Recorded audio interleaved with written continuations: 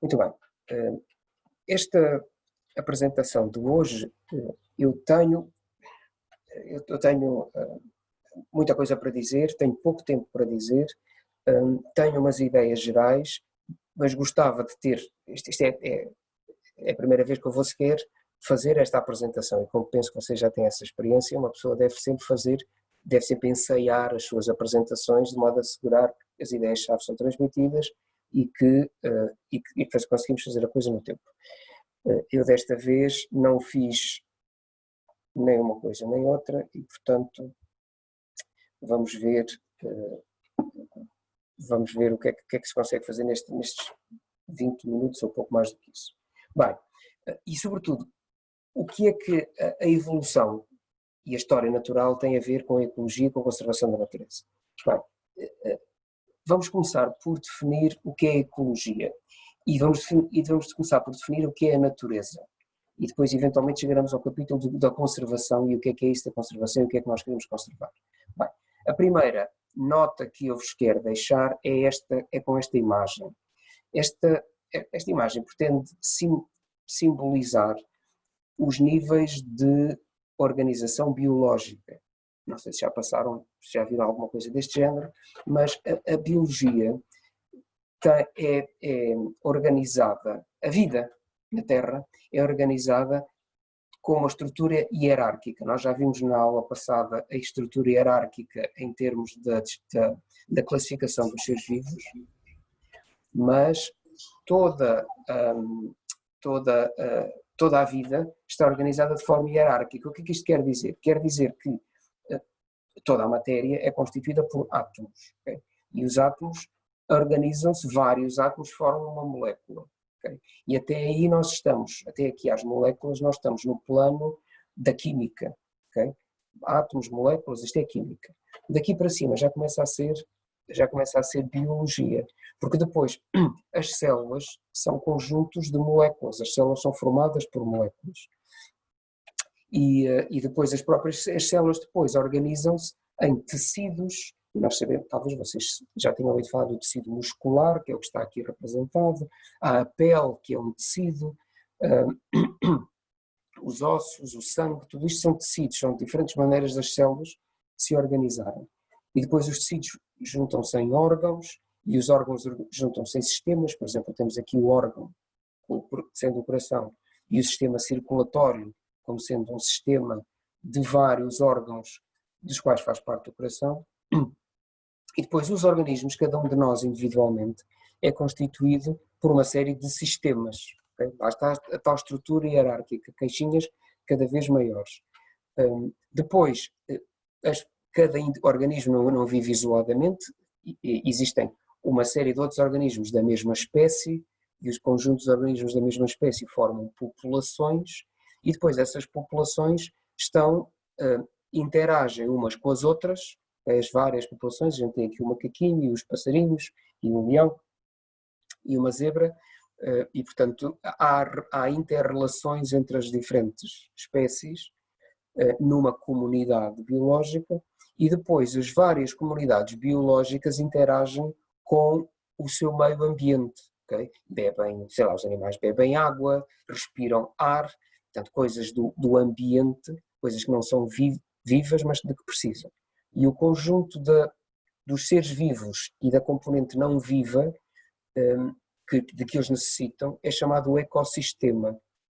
E o nosso planeta, a vida existe numa fina camada à volta do planeta, que é a biosfera, e essa biosfera é resultante de todos os ecossistemas. Okay?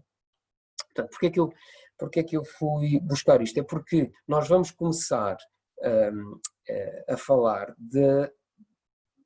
da ecologia a nível desculpem, não era para passar ainda, a nível destas últimas partes, destes níveis mais elevados da organização biológica, ou seja, na área em que as espécies interagem umas com as outras e com o ambiente.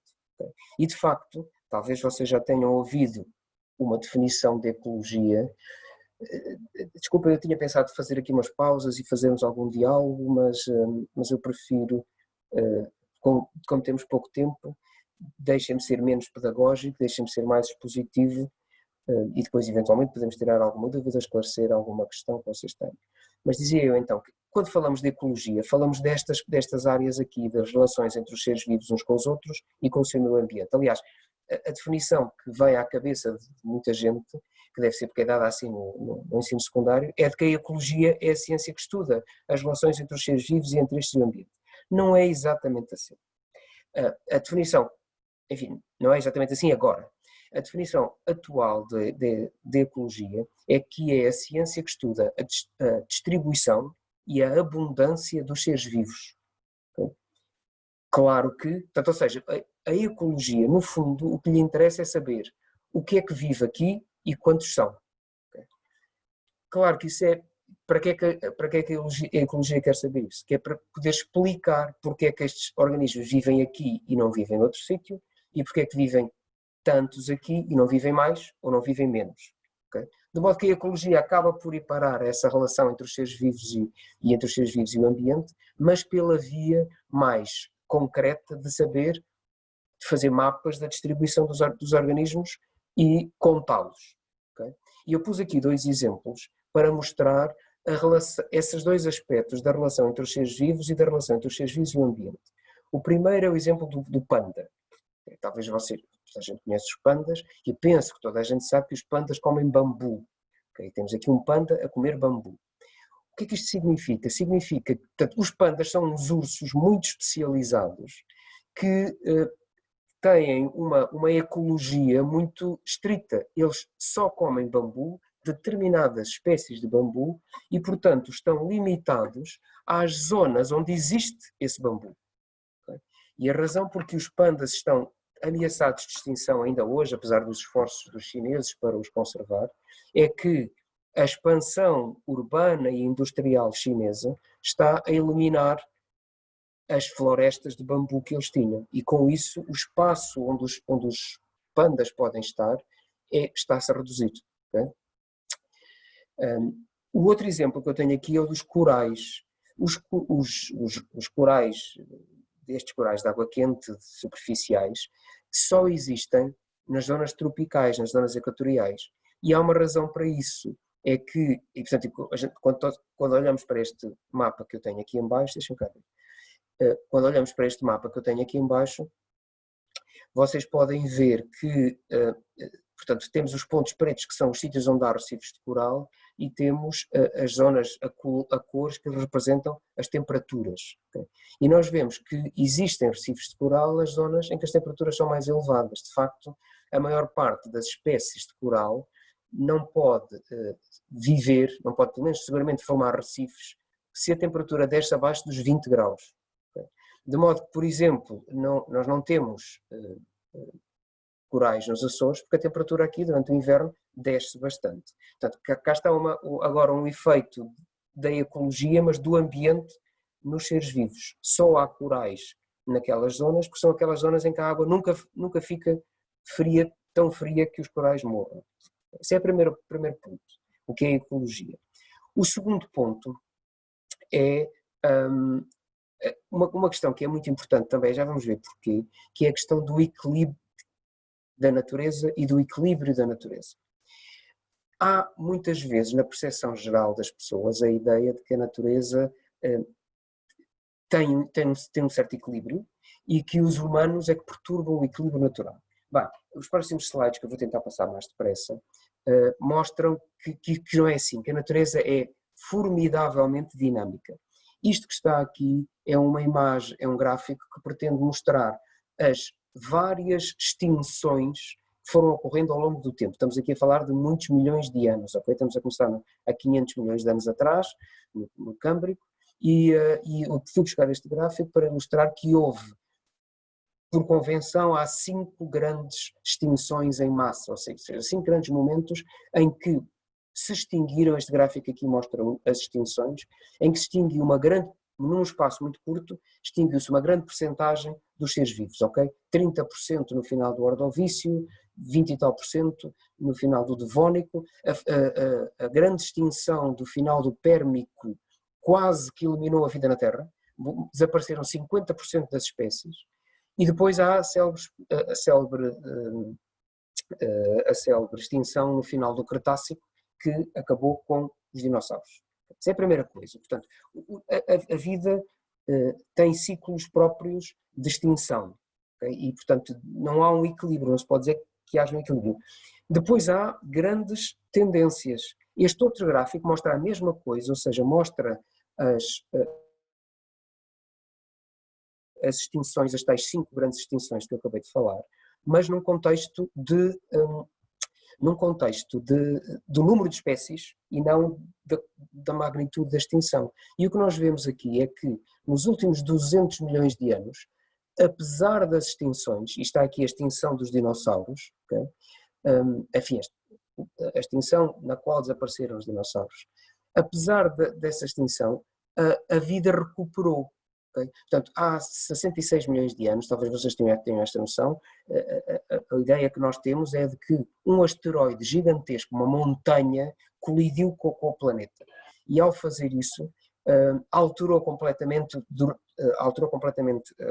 o clima, provocou um tsunami de 300 metros de altura que varreu completamente o planeta e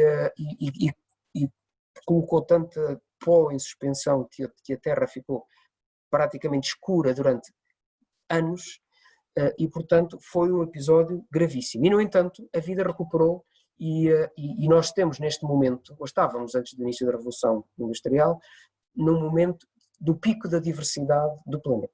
Okay? Essa é a primeira coisa. Essa é uma coisa. Agora, estes elementos que vocês viram aqui atrás, que causaram estas extinções, foram elementos naturais. Falei do asteroide, antes disso foram grandes erupções, etc. Portanto, houve causas naturais para estas extinções. Okay? Atualmente nós estamos numa situação em que a própria espécie humana está a causar extinções. Okay? E muitas vezes há a noção também de que essas extinções são causadas, são recentes, ou seja, que estava tudo bem até há 100 ou 200 anos e que de repente nós estamos a ser muito maus para o planeta. Não é exatamente assim. Este gráfico está aqui. Para já é um gráfico tolo, mas ainda não encontrei um gráfico melhor do que este, porque este gráfico deve ser lido, ao contrário dos outros, da direita para a esquerda. Okay? Nós estamos aqui, okay? Este aqui é o presente e o passado é aqui para este lado. E estão aqui em baixo os anos. Isto são 10 mil anos, 20 mil anos, 30 mil anos, 40 mil anos. Okay? Já havia pessoas, okay? Como nós, Homo sapiens. O Homo sapiens saiu da África, portanto evoluiu em África e saiu da África há 50 mil anos atrás. Okay? E expandiu-se depois pelo planeta. Este gráfico que está aqui, esta linha vermelha, representa a melhor reconstrução que nós conseguimos fazer das temperaturas no planeta. E o que é que nós vemos aqui? Vemos que as temperaturas, durante todo este tempo, as temperaturas foram muito variáveis. Okay? Se nós estamos aqui, okay? O que nós vemos é que no passado, sei lá, há 10 mil anos para trás, as temperaturas eram, ponto 1, muito mais baixas do que são hoje, e ponto 2, muito mais variáveis. Okay? Havia uns anos em que a temperatura estava muito alta, mas épocas, e depois havia outros séculos em que a temperatura estava muito baixa, e inclusivamente nestes séculos em que a temperatura está muito baixa, eram as chamadas glaciações, talvez já tenham ouvido falar nisso. Portanto, temos aqui este gráfico que queria falar de duas coisas. A primeira era de que nós atualmente, nos últimos 10 mil anos, temos beneficiado por ter uma temperatura anormalmente alta e anormalmente estável, okay? E já vamos falar do que é que está relacionado com isso. A outra coisa que eu queria chamar a atenção aqui é de que era de colocar a espécie humana neste contexto. E nós, humanos como nós, saímos da África há 50 mil anos atrás e 10 mil anos depois extinguiu-se uma outra espécie humana que também existia no planeta e existia na Europa, que eram os Neandertais, o homem de Neandertal, talvez já tenham ouvido falar disso. De modo que uma das coisas que o Homo sapiens fez foi extinguir a outra espécie de hominídeos que existia no planeta. Mas não foram só os Neandertais. Nesta altura, quando nós saímos de África, todos os continentes, e portanto nós saímos da África, espalhámos pela Europa, espalhámos pela Ásia e depois acabámos por nos espalhar pela América também. todos esses continentes estavam cobertos, estavam povoados de animais de grande porte, okay? Chamados a megafauna. Esta imagem mostra alguns desses exemplares na Europa, okay? Na Europa e na Ásia. Portanto, tem ali a senhora para se dar uma ideia da escala de que animais é que nós estamos a falar. Havia o grande leão das cavernas, havia rinocerontes gigantescos, havia mamutes, como vocês estão a ver, eram enormes, para além de haver elefantes pequeninos também, veados gigantescos. Toda esta fauna, toda esta megafauna foi extinta pela humanidade à medida que ela se espalhou pela Ásia, pela Europa e pela Ásia. Okay?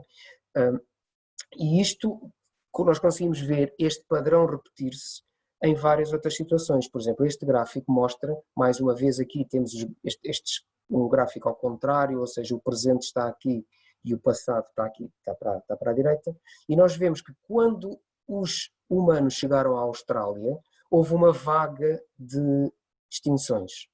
Okay? Os grandes marsupiais australianos foram extintos e aves foram extintos pelos aborígenes quando eles chegaram à Austrália.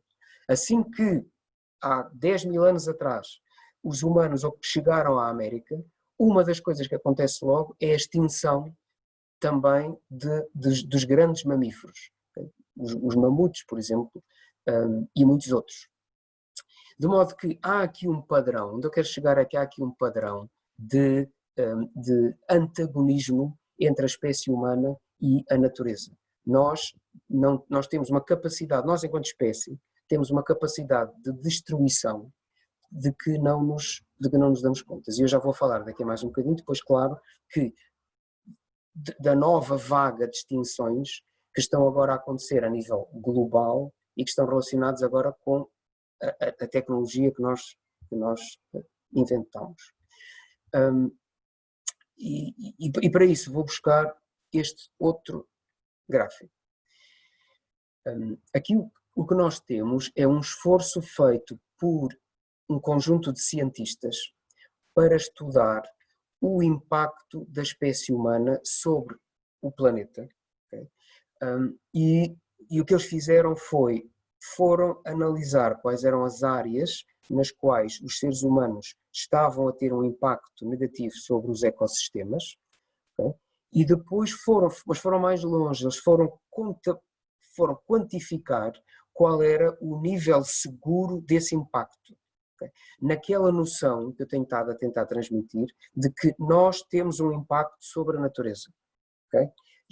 E não tem nada a ver com a civilização, já vem de antes de haver civilizações. Nós temos um impacto na natureza.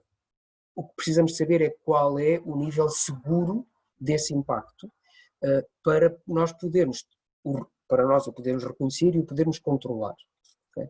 E então, o que eles fizeram foi identificaram várias áreas, essas áreas de impactos negativos dos seres humanos sobre o planeta, e depois identificaram qual era o nível seguro desse impacto. E é este nível verde que está aqui no centro. Okay? Ora, se nós olharmos para aqui, já vemos que nós estamos a ter impactos sobre os ecossistemas muito para além da zona que os cientistas consideram seguro. Okay? Esta é uma delas. Temos estado aqui a falar das extinções em massa. As extinções que nós estamos a levar a cabo neste momento são extinções que são gravíssimas. Eu já vou tentar daqui um bocadinho explicar porquê. Okay? Mas que estão muito para lá daquilo que é considerado seguro. Okay? Mas existem outras áreas, as alterações climáticas. Isso já vocês ouviram falar seguramente. Professor, Sim.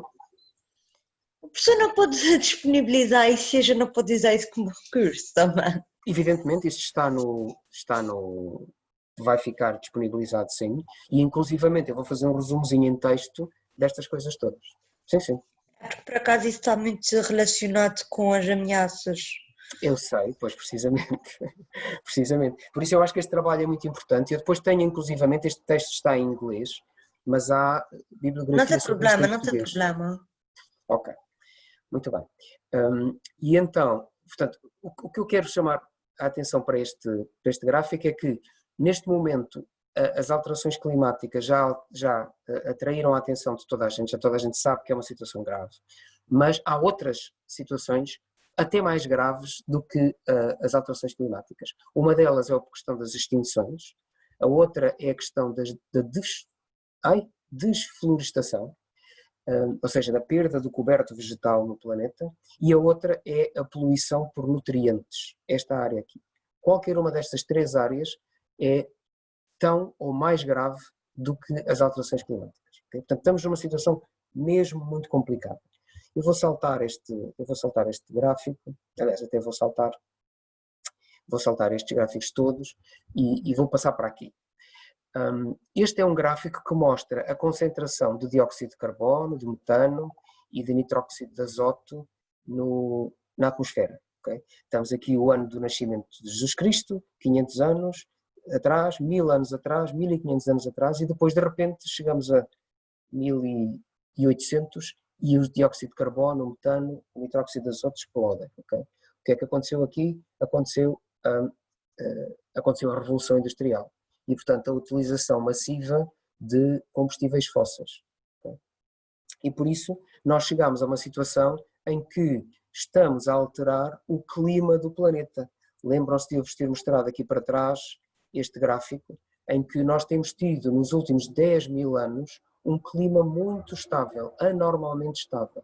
Ora bem, nós estamos a destruir esta estabilidade de uma forma preocupante e apesar de ter havido em 2005 um acordo climático para reduzir os gases com efeito de estufa, não é? para controlar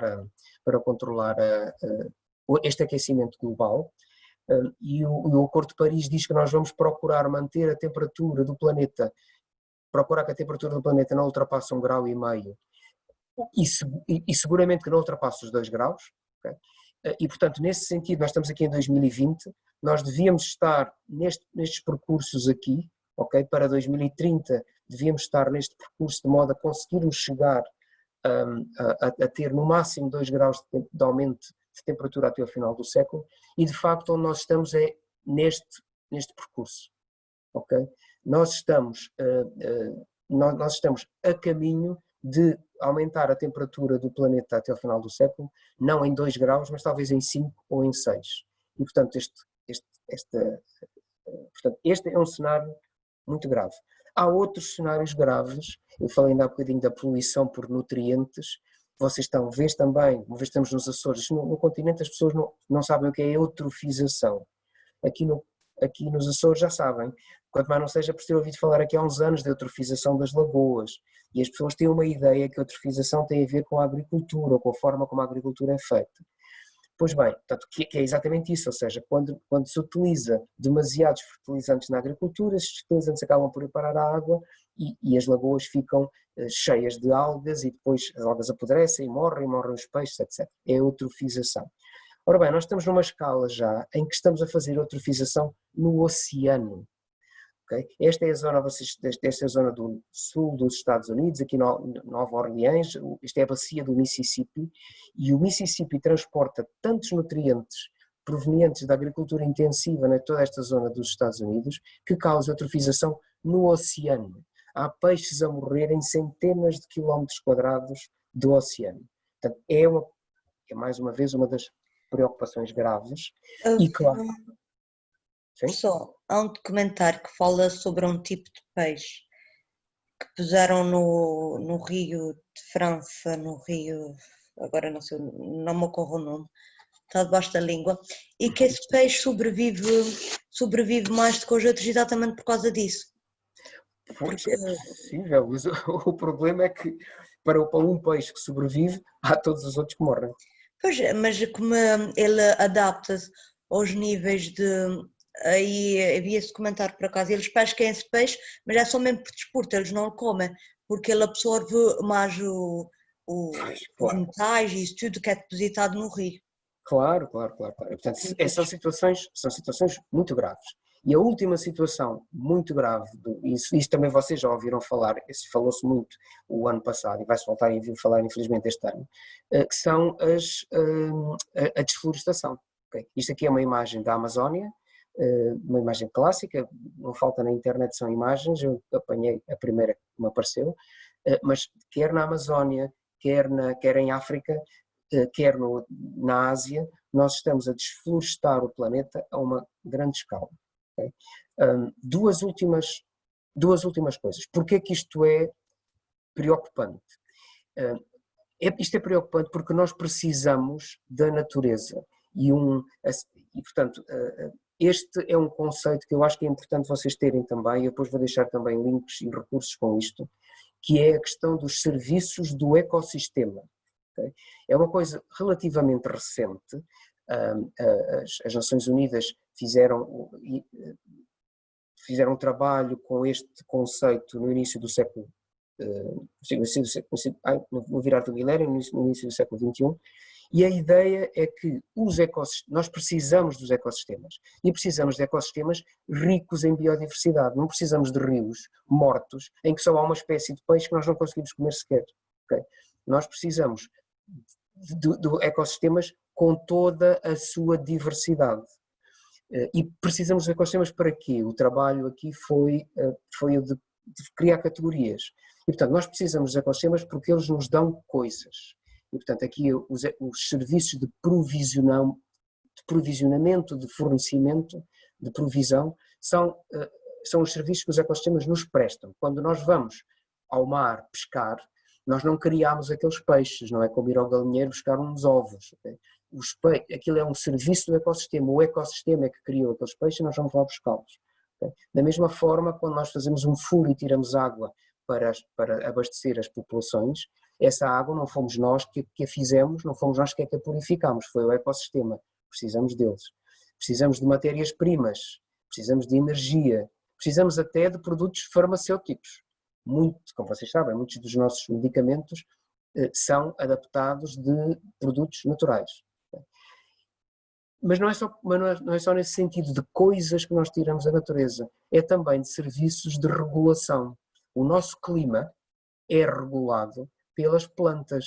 Quando nós produzimos quantidades enormes de dióxido de carbono e ao mesmo tempo cortamos as florestas ao ritmo que estamos a fazê-lo, estamos a destruir a capacidade que o ecossistema tem de regular o clima, de purificar a água, de polinizar as nossas plantas, de controlar a erosão. Okay? E depois, claro, há também serviços culturais.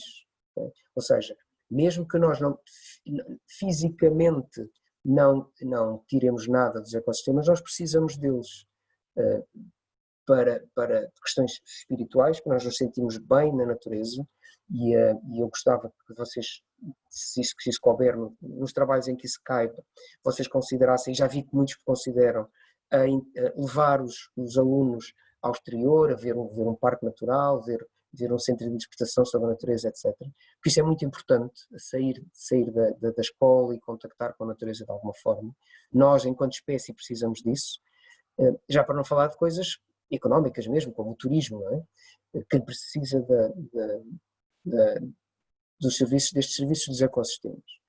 E, portanto, este é um conceito importante de que nós precisamos da natureza porque ela nos proporciona uma série de recursos, e quando nós destruímos a natureza, por exemplo, quando nós cortamos uma floresta para tirar madeira, esse é um ganho a muito curto prazo. Se a floresta lá ficar, para a espécie humana, isso é muito melhor em termos de regulação do clima, purificação da água, controle da erosão, etc.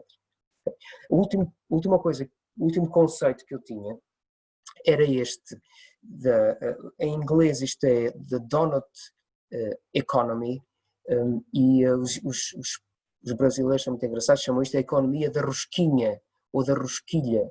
Eu acho que faz sentido, que nós temos também nos Açores as rosquilhas do Espírito Santo. E então qual é a ideia? Esta ideia foi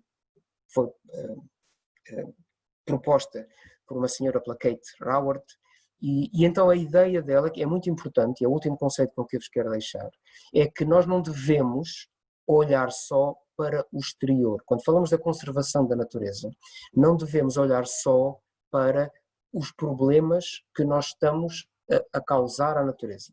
Okay?